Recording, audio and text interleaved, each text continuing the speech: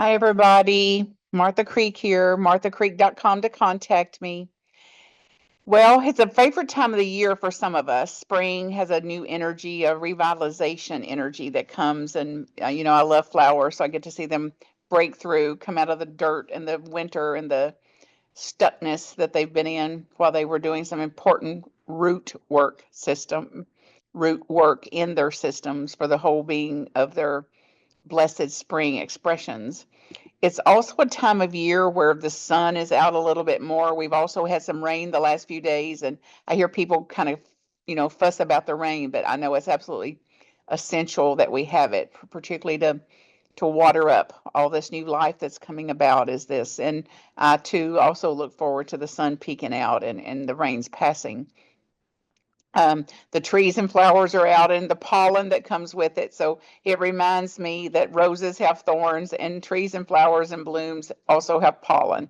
And it's important for me to allow for both polarities of that, the alpha and the omega of that, and not to get any more addicted to just the flowers and trees and minus the pollen, or, just the blooms and expressions, and, minus the winter time if you don't mind.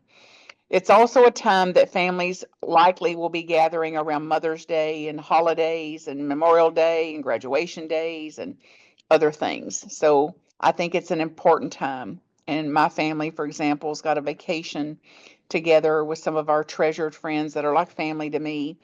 And it's important as we go into some of these times, even as heartfelt and fulfilling as they can be, that they're not minus stressors and intensities. And the old saying about, that when you've been with your family more than 3 days, it's kind of like fish, they start to smell. So we've got to be a little careful, and I have to make sure I keep myself spiritually grounded and more in my sane, higher led mind, and not to let the hurt parts of me, the frustrated, tired, fed up parts of me take over, because it ain't pretty.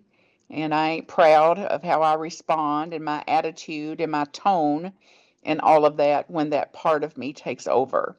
So it's a high time for us to do some mothering of ourselves as we go into this period of time, and to not exclude ourselves from our own radical self compassion and self care. And I mean something way beyond self care, something way beyond self help. Deep seated, full hearted, wholehearted self mothering. That means to give myself what I actually need, to take the time to rest, to renew, to soothe myself, to cradle myself. And if I need some discipline and to calling into line, to do it a little more lovingly than I do it at times. And it will help me then to be and express who and what I want to be for the world, and certainly for my family and people that mean a lot to me. This also includes for me that I cannot exclude any parts of me. So most of you know that I've been immersed in the work of Richard Schwartz this past 2 years. And there's a quote from his book, the book title is Greater Than the Sum of Our Parts. And he says in that book, our quote, bad parts are not actually bad. They're just young. They're hurt, they're scared, and they're in need of love.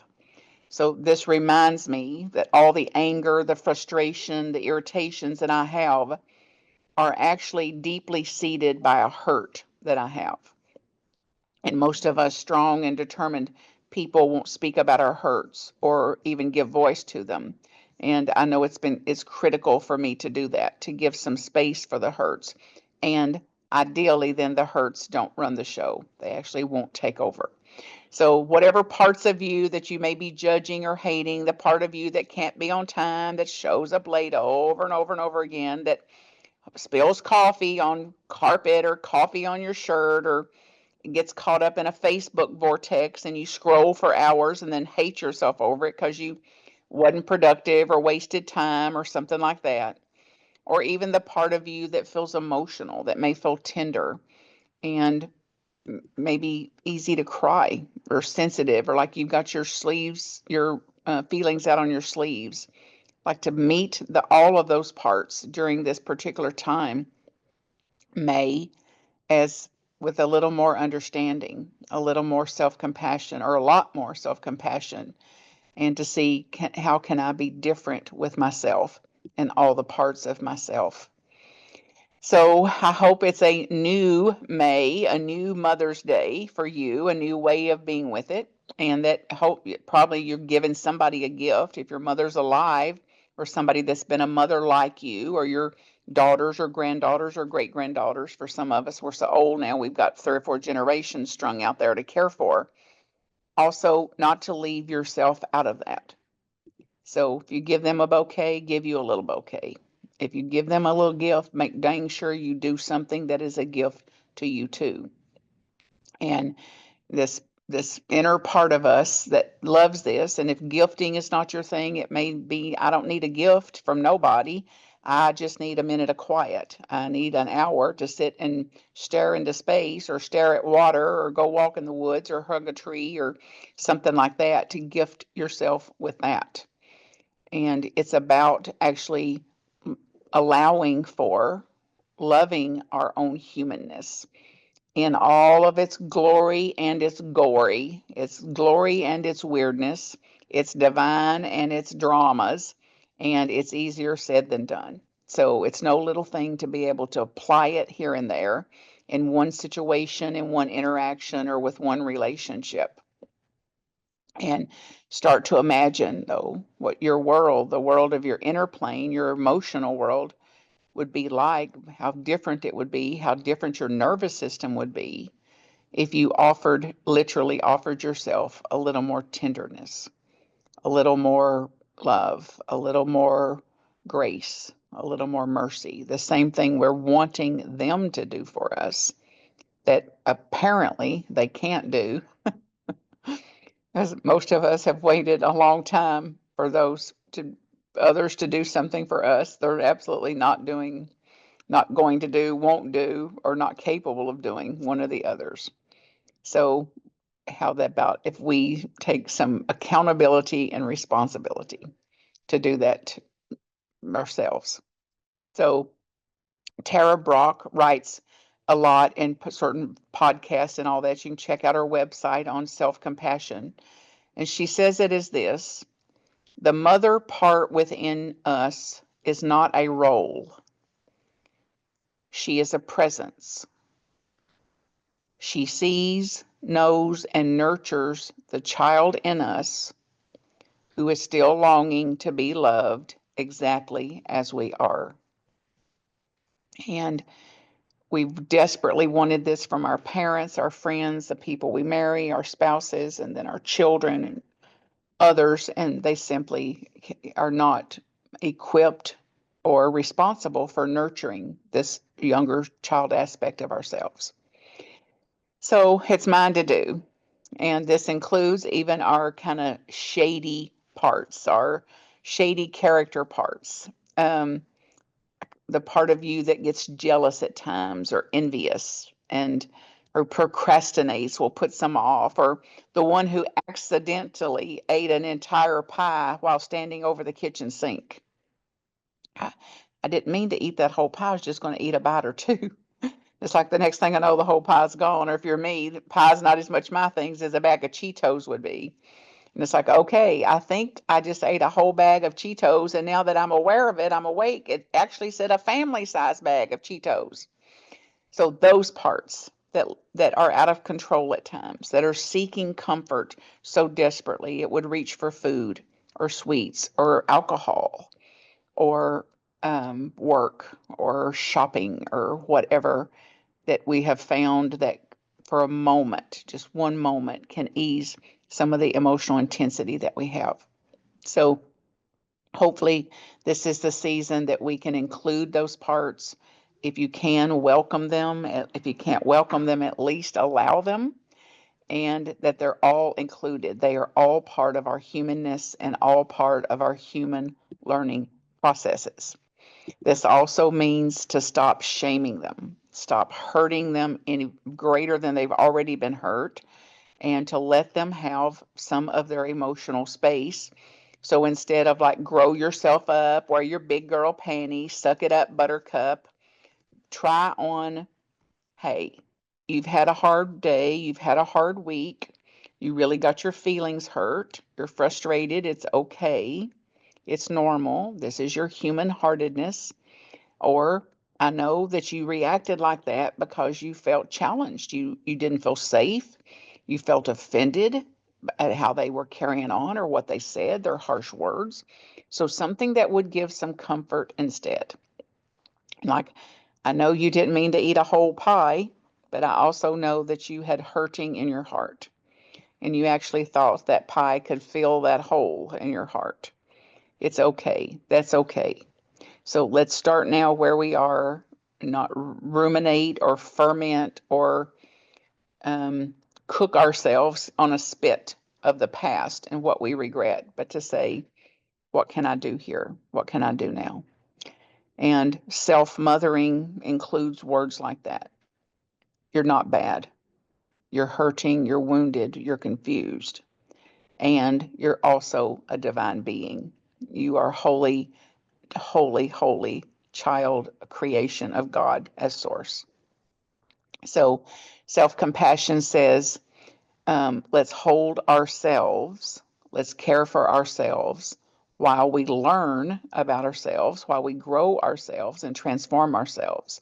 So it's not like letting ourselves off the hook or making excuses for how we are, but to say, I'm going to hold myself tenderly, and more self compassionately while I'm learning and growing and transforming. So, thinking about then, let's have a little ceremony. You know, some of us back in the country, we called Memorial Day Decoration Day. We went as kids. It was a big time for families to be together. My family members that didn't live there came home, and we bought flowers, memorial flowers, and took them and put them on the gravestones. And some of the farmers would pull in a big wagon, and everybody bring a potluck dish to eat off of, and everybody would have their favorite things. And it was like a reunion of sorts, a homecoming, because out where we lived, everybody knew everybody. And it was one of the only times of year that we actually saw people that had moved away or that had further to drive and things like that that didn't come home very often. So whatever your Memorial Day means to you, that it doesn't, it's not minus honoring as we honor the dead and honor particularly those that have served our country, our families, our communities, our neighborhoods, and their legacy of that. For anybody that we honor, any of those who have passed, especially in the service to our freedom, that it's important also, I think, to widen the lens on that and to create some kind of soul twist that it says, I want to not diminish my honor and respect for them, and I don't want to leave myself out of this too. So it may be that I light a candle for myself or buy, a bouquet for myself and stop some of the people pleasing I'm trying to do. For example, let part of my people pleasing, futile efforts of people pleasing go in the grave, and the part of me that stays silent, just not to ruffle feathers at times, or to try to appear as peace at any price, or just go along to get along, and that it's an absolute insult to my soul to do that. That there's a time to speak up, and there's a time to shut up, and the discernment to know the difference. And to the part of me who actually believed that rest had to be earned, I want that to go in the grave. And have you ever thought that it's never enough? Like, regardless of, we work and work and work to earn a time to take rest. And it's like, then the rest hardly ever comes, versus like letting that old part of ourselves die. So name your ghost, thank the ghost, mourn the ghost if necessary, and then celebrate and uplift your own transformation. So maybe a retirement party for some of these old worn out parts of ourselves that have caused us to do some innocent and very highly patterned dysfunctional things. And you might have a confetti cake or something that was uplift your spirit a little bit, or maybe a solemn salute to the person, the version of you who has finally quit apologizing for taking up space in the world, or apologizing for things that you had no responsibility for, when others won't take accountability. And think about then graduation also, like what would we graduate from? What could you do to celebrate your own graduation party? And I think about how much we give to kids. I mean, my God, these kids are spoiled and spoiled and spoiled and spoiled. Almost everyone we know. And it's like, then it's like, oh, spoiling kids is a good thing. You know, we get to give them everything we didn't have. And it's like, I do it too. I'm as guilty of it as can be. And I'm really having to reevaluate like how much of that I want to continue to promote, because we do and do and do for these kids. We'll run ourselves in the grave doing something for them while we're almost having a nervous breakdown, working our fingers to the bone to try to give them something that they may or may not even want, or they may or may not even appreciate. One iota of it they may not appreciate. So in the meantime, we're over here trying to get our knees and ankles to work and our backs to quit hurting. Help us, Lord, to say no, give an honest no at times, and to be as kind to ourselves, and to be as honoring of ourselves, like maybe throw ourselves our own graduation party and graduate from the way we self-hate and self-judge and continue to recriminate ourselves. So at least go for summa cum laude and letting some of that stuff go. If we can't go for magna cum laude, that we can go for summa cum laude, get ourselves on the honor roll, that we are going to graduate ourselves from a few of these hurtful patterned ways that we mistreat ourselves. Kristen Neff says that as self-compassion is simply giving the same kindness to yourself that you would give to others. So I've immersed myself in this. I've made progress. I have, and it's still not easy for me. And still, I'm much more wired to be the first to offer compassion to another person, and to absolutely not. I'm not as practiced yet or patterned in making sure that my self-compassion starts with me first and then to others. So how then to mother ourselves gently enough that our inner parts, our inner hurting, fragmented, disowned, denied, suppressed, repressed parts can begin to trust us again. So think about then, while you're at a red light, pray for yourself. Pray for yourself. Put your hand on your heart and reflect on your day and what you've already put into the day. You might go in front of your mirror and give yourself a little pep talk. One of my friends come to mind that used to say that he goes in there every morning and winks at himself and goes. So that might work. A little something to uplift your spirit there.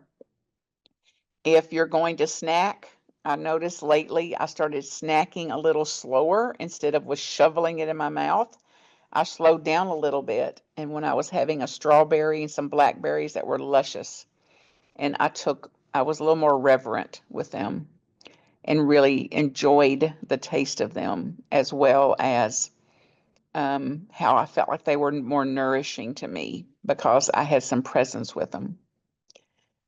So maybe an invisible mother cloak, an invisible cloak of love that you wrap yourself in, an imaginary blanket, an imaginary shawl, or a covering of some sort, and imagine that woven in every single morsel of it, every single thread and fabric of it, is every kindness you've ever offered to another person, that you bring it back home to yourself. So wear it all day. Yes, in your Zoom meetings. Yes, in your car. Yes, wherever. And I bless you that in this season you find yourself mothering in new ways all the forgotten corners of your beautiful divine soul and being. And may you throw your own graduation caps up in honor of your hard-earned work and what you've already done, some of you for decades, me too.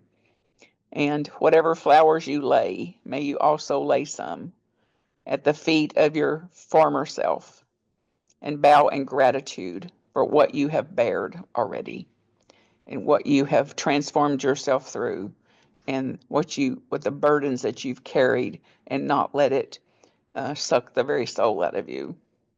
And may you cradle your quirks and nourish your own needs and toast your own tenacity, your grit and resilience. And may your spiritual practice be laced with the presence, the power, the peace of God as that which created you. All blessings. marthacreek.com if I can serve you in some way.